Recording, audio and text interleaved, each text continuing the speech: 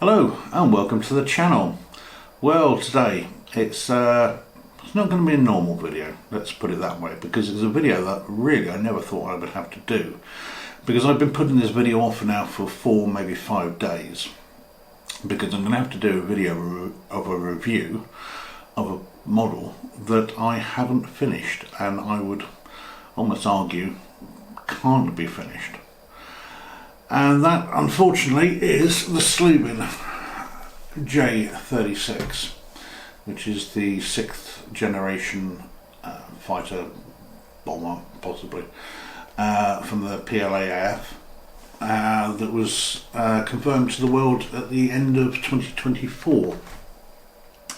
Now, Sluban didn't waste any time getting this model out. It was out within a few weeks of that first confirmation. And I think that they may have jumped the gun a little bit too much. I think that they might have waited and done a few more test models before they did this, but we will get to that shortly. But slight change of program from usual. I will give you the speed build as much as it was, which is about to 98% of the model. But there wouldn't be no picks for a change, and then I will get into the review as normal. So let's crack on and build.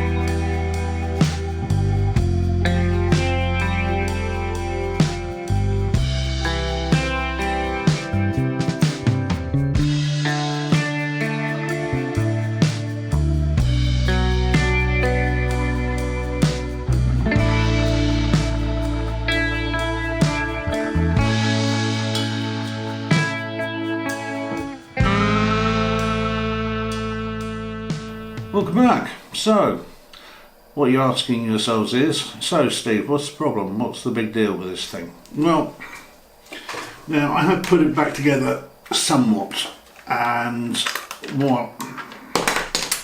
Yeah, there we go. That just about explains everything.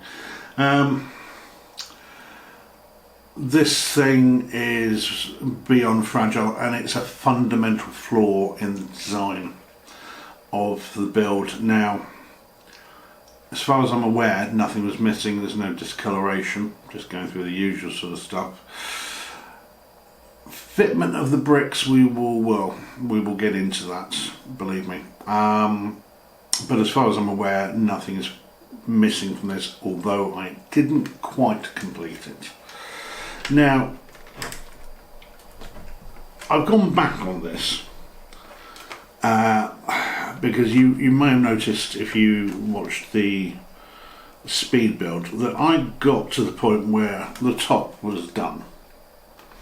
The underneath was almost finished, and it was really the undercarriage I was having a few issues with, and then it all went horribly wrong. It all just started breaking apart, and there's two problems really with this.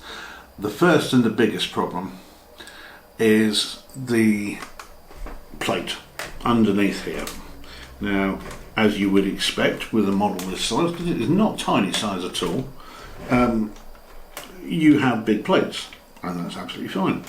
When I did the Sembo H20, which was also probably ever so slightly wider than this, but of a comparable size, you had lots of big plates, and then you had lots of big plates on the top of those big plates, basically building up that structural integrity.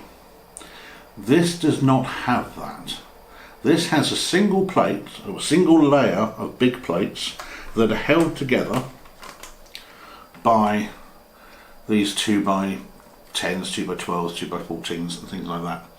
And the trouble is that also, as you notice, these are not the normal finishing on the plate underneath. So it actually, I certainly found that it made life very tricky to get anything in here. So the top itself perhaps could have been thought out a little bit better, but it wasn't too bad putting things on, because at least you have all your studs there. The big problem was when you came underneath, and that you don't have all your studs to connect things to, and so these 2x whatevers that are supposed to give it the structural rigidity just really don't. So if you apply any sort of pressure on here, what will happen is that everything will bend and warp and will start to come apart. So if you're working on the underneath and you're applying pressure to get this part that goes in here, you are pushing out all this part here. And initially I did manage to just about get it together. As I said, I was having a few issues with the undercarriage because it's basically only held on by one stud. And these are, as you can see, let me just pop this down a second. These are double jointed undercarriage, and as an aside, there is absolutely no way that this model will stand on these. There's just no way it will do it at all. And I've checked other creators and that we all agree on this. These are here for show and that's about it. So you apply some pressure to put it on and it just, everything on the back of it pings.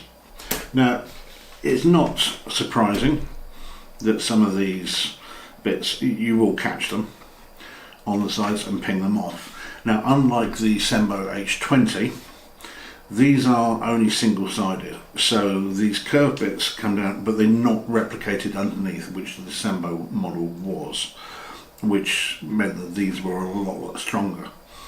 I do love the way that Sembo have managed to get the shape, and certainly from the small amount of real-life video and pictures that I've been able to see or get hold of, it does seem to be really quite accurate to that, so fair play to them for that. But it's just this single sheet that's holding things together, and it's just too flexible. Now I should have realised beforehand that this was a possibility, because as you can see, this is the sort of gunmetal grey, it's the sort of collected edition sort of thing that Sluban do. Now I did do the Type 99A, which, yes, I had some missing pieces which I eventually got, and the model, to be honest with you, I thought looked fab in this sort of colour. But one thing I noticed on that model right towards the end, to be fair, was that it had a glue gun symbol on the advertising for it. And checking for this one again says it needs a glue gun. Now, I have used a glue gun on some of this against my better judgment. Why do I know a lot of people will glue their brick models together. I don't, because obviously my turnover of brick models it's too high. I need to be able to take them apart later on. So that's why I don't tend to glue my models, but I appreciate that some people do, and that's absolutely fine. But also, to my mind, if you're doing a brick model and you need to glue it, then you failed somewhere in that design process. That there is some fundamental issue that you're trying to compensate for. And therefore, why do it as a brick model, and why not do it as something, say, from Tamiya or Revell or Airfix? Because you will get a far more accurate model by doing that type of thing than a brick model. To my mind, it doesn't really make a lot of sense. So, for all these reasons, it does pain me, because I do love as I say, I do love the design of this thing. I love the gunmetal grey sort of satin finish that Sluban do for their collectors models, or special edition models, whatever you want to call it. But this is just so fundamentally flawed from the get-go that I don't go anywhere near this. I mean, this cost me £22.64 landed to the UK, and that's a really good price.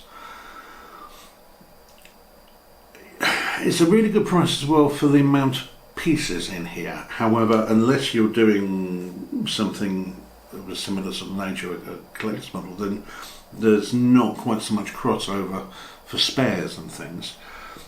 These really, it does tend to only be Sluban and their collector's editions that tend to use this particular colour.